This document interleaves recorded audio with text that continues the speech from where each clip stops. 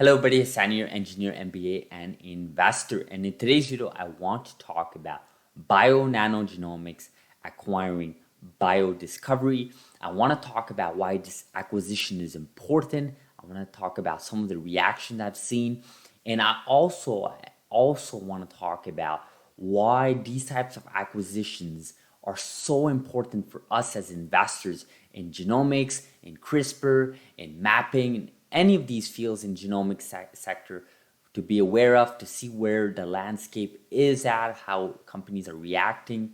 I want to talk about all of that. You guys know the drill. Before we do that, like this video, smash that like button, destroy that like button. Unfortunately, YouTube makes it that our videos get to the public when you like the video, when you share it, when you subscribe. So consider subscribing. And if you have any comments, input, feedback, question, leave it in the discussion below.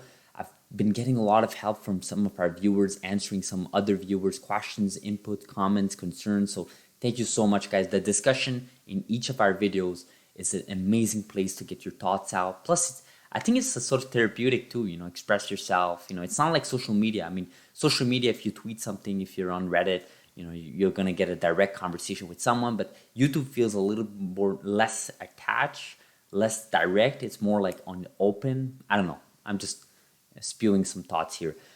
But going in today's video here, MOM, he announced that on StockTwits here, the official terms of this acquisition. So biodiscovery, obviously a biotech company. They've been in this space for, I think, 24 years. I think I saw it's well over 24, 25 years. So they're a veteran in this space.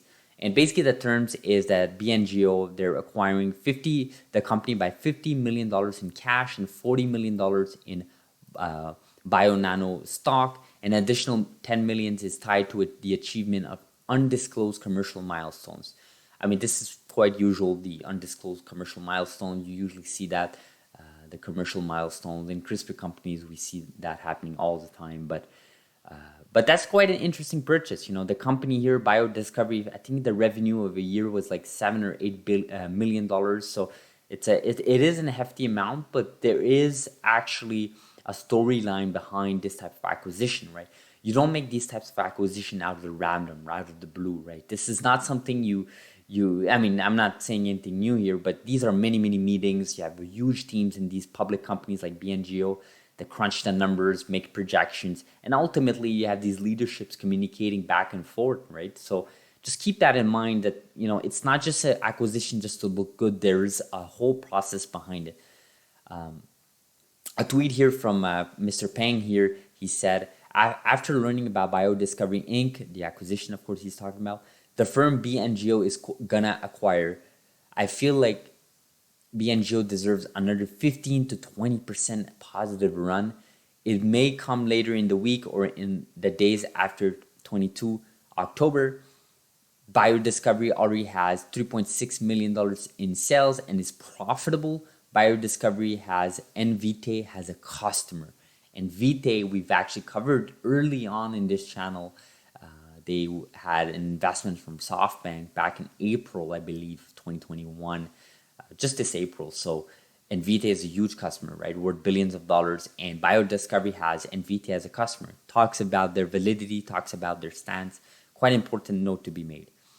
And then another reaction here from Joe Butler. He said, for those who aren't scientists, in my opinion, overnight BioNano has gone from being a hot new TV show to Netflix itself. Now we not only make incredible data, but host other platforms' data and integrate it with ours, making it easier and faster to get actionable data. So this is really a nice analogy, right? So not only now they're in a one specific vertical, but they're sort of opening themselves up to be a platform. And actually, if you guys recall some of our videos on BNGO, we talked about how the company not only owns these hardware such as the software systems, but they're planning to obviously leverage the data as a SaaS system, right? Owning the ecosystem, taking the Apple playbook with smartphone and implementing it in bio-nano, in obviously genomics. It's really interesting to consider that, right? And the fact they're talking about this, I love this analogy, right? build a Netflix where you have many shows, many movies, you have your original content, but you can host other companies' data as well, and you own that platform. I think all these companies, like yesterday's video with NTLA acquiring 10% equity in the Sparking Vision Sparked company. The idea there is to become a platform where you license your technology, you license your product basically for an ownership of equity, right? In this case, what's happening is the company basically said, you know what, biodiscovery has data, they're basically profitable, they're making revenue, we're going to pay a premium because we know that this acquisition will bring us positive in the long term, because we want to solidify ourselves not just as a company that sells hardware to enterprises, to hospitals and such and institutions, but also to leverage that data, right? Which is what biodiscovery is basically really venturing into it. At least that's what I'm understanding. That's what I'm seeing here with these types of news. And there's this image here by MOM. Said, I love these analogies. Again, you have to, this is speculation, but you have to take these things as a grain of salt. But it's really important to see why a company would make such acquisition, right? Software firm, biodiscovery. Obviously, it wasn't $100 million. Oh, well, $100 million in cash and stock, yeah. Biodiscovery's NX clinical software augments Perkin-Elmer Genomics newborn screening and genomic testing service in labs and around the world. So you see this, guys, you see that, and you're like, okay, so there's an angle here that the company biodiscovery sort of augments what bio nanogenomics are trying to achieve or trying to scale and trying to, like, the economies of scale, right? So it solves exactly that problem. Now, one last thing here before we end this video, because I want to talk about the acquisition, some of this high level, what it means for the company, what we mean as an investor here looking at this type of acquisition, is Rich Shippey, the cowboy Rich Shippey, one of the VPs there in the company. He posted this, published this paper, right? This paper was published in yesterday on Yahoo Finance, and it's a study shows the combination of OGM and NGS with linked read the text significantly more clinically relevant variants, resulting in higher success rates for resolving previously unclassified subjects in genetic disease research. So, look, BNGO, to me, they're operating in this, I wouldn't call them monopoly, but they're operating in this zone where there is no competition. No one is doing what they're doing.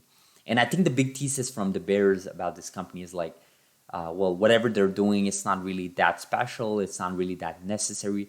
But then you have these research papers that are coming out that, like, you know what, this is really important, right? This type of company is very important, right? The combination of OGM and NGS, it improves the results, higher success rates. That's all you need to know. It really ends like that. You could read the data all you want. You can start looking at data. You can start understanding it.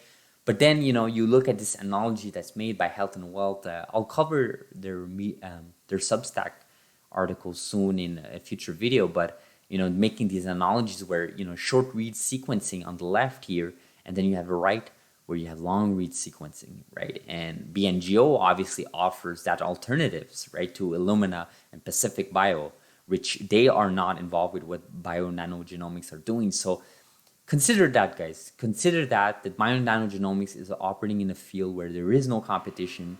And really, their biggest challenge at this point is getting, to my opinion, is getting the validation from institutions like ARK Invest. But we'll end this video like this, guys.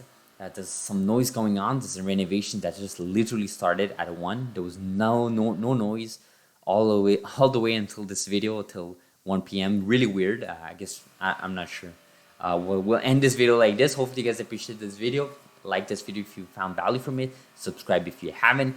If you have any questions, feedback, comments, leave it in the comments below. Let's get the discussion going. Bio nanogenomics, acquiring this company. What does it mean to you? What do you have that we don't know? Let us know. We will see each other on this weekend, tomorrow on the Saturday. Beautiful Saturday, hopefully.